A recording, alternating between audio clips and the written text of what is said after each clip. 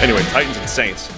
And Saints are favored by 3 here. We get the new look Saints offense. Derek Carr coming in, Michael Thomas coming back, and the Tennessee Titans coming off an offseason where they were half rebuilding and half retooling and staying competitive. And Treylon Burks was back at practice this week.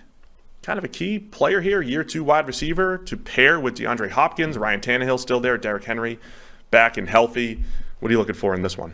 Yeah, I mean, that's an important aspect for them. I do think that DeAndre Hopkins, Nuke Hopkins, can still really play and really be effective. But I do think he also needs somebody that can scare defenses vertically. Like, he can't really do that anymore. Like, teams are not afraid of getting up in his face and pressing him at the line and riding him down the sideline. Now, he might make some of those plays at the catch point anyway, but you need someone that can scare a defense back and back them off so that you have some of that space.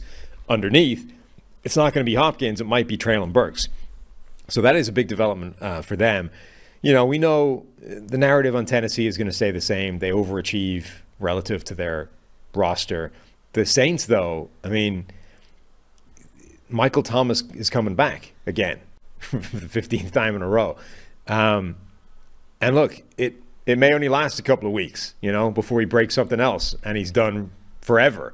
But you probably at least get a week. And if you get a week of Michael Thomas, that whole offense is fun. Is that your analysis? We're going to get at least a week of Michael Seriously, Thomas. Though, like, even if the whole thing blows up and Michael Thomas gets injured again and he lasts 58 snaps, right? And that's it. Done. Oh, well, I told you so, everyone's going to be saying. I knew he was a crock. It was never going to happen. But that's enough. That's this game. So if this is what this looks like, Derek Carr behind a decent offensive line, throwing to Michael Thomas, Chris Olave, Rashid Shaheed, Juwan Johnson, that's a potent offense. I like all those roles, man, because we've talked a million times about Shaheed as a legitimate deep threat, Michael Thomas as your possession guy. I think Olave is a wide receiver 1, top 10 to 15 type of receiver in the NFL. And then Juwan Johnson, a former receiver, turned tight end who can stretch the seam, and Jimmy Graham even as a red zone basketball player. Jimmy Graham made more good plays this preseason than he did his last 4 years in the NFL. Just saying. That's not difficult. If he's rejuvenated. All of those weapons for Derek Carr. And look, when Derek Carr's had his alpha-type receiver and a deep threat, he's had a lot of success. I think he's set up to have a good season, Derek Carr. Oh, yeah, I agree. I don't think Jimmy Graham's going to be a part of it, but yes. I threw Jimmy Graham in. And Taysom Hill. I forgot to include Taysom Hill. Taysom Hill. Now, here's what's interesting. Still listed as a quarterback, by the way. That's for the third QB purposes, right? The extra roster spot.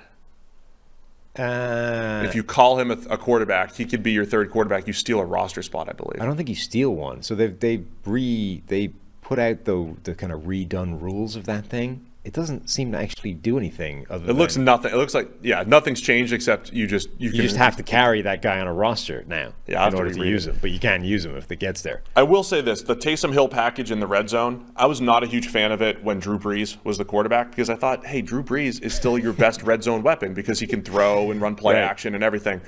Derek Carr has had some red zone struggles, right? Mm-hmm. This, fourth down throwaways and different things. So... this could be a nice pairing to use Taysom Hill in the tight red zone for Derek Carr in particular. Just something to keep an eye on. Mm-hmm. But I'll be watching the Saints defensive front. We've talked a lot about that this summer. They're young. They need their former first-round picks, Peyton Turner, current first-round pick, Brian Brzee, second-round pick, Isaiah Foskey. They need those guys to step up as they've had a lot of turnover there. And against the Titans' offensive line, they could have some success, at least rushing the passer. Yeah. No, I agree. I'm going to be interested to see what Tennessee's defense generally can look like because they've sort of retooled that group, certainly up front, quite a lot. And Arden Key is one of the most interesting players on it to me because we've talked about it plenty. Like, he failed, I guess, initially in his NFL career as one of these lightweight edge rushers, then put on some weight, became a really useful situational rusher, and now the Titans are saying, all right, let's see if he can go back to being a full-time player, and it still works. You add that, obviously Jeffrey Simmons is the alpha in that group, but they've got some other useful players as well, and Harold Landry returning. Harold Landry, I think, was potentially always a little bit overrated in terms of he got a lot of pressure. He also never came off the field, so it took him 1,000 snaps to get the pressure total that he got. But the pressure itself is valuable. Like getting, 60-something pressures over a season is worthwhile. It is useful. It's just not necessarily as good as it looks when you're playing 1,000 snaps to do it. So, this Titans defense, they can get pressure up front. They can probably stop the run.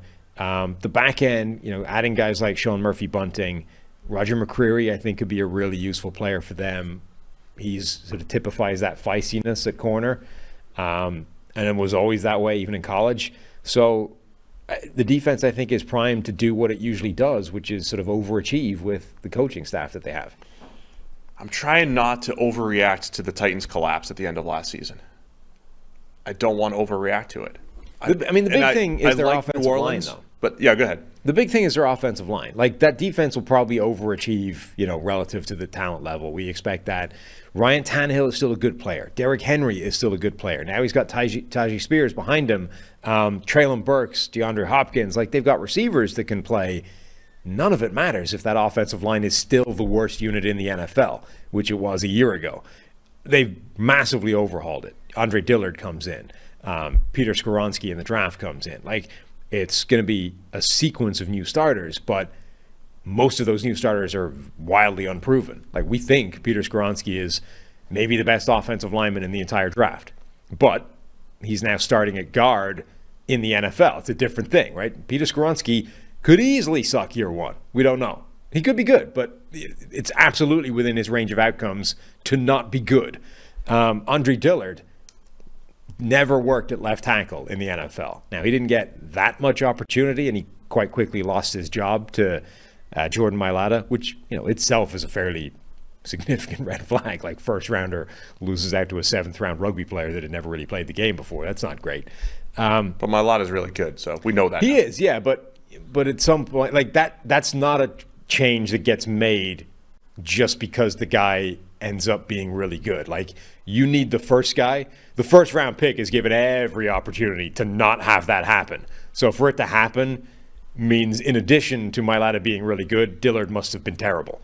So Dillard is now coming in. He's got to be their left tackle again. So I'm just saying, they've made a lot of changes, and the chances are, given where they were coming from, it's going to be better, because it would be difficult to be worse. But there's a lot of potential for that group to still be a problem.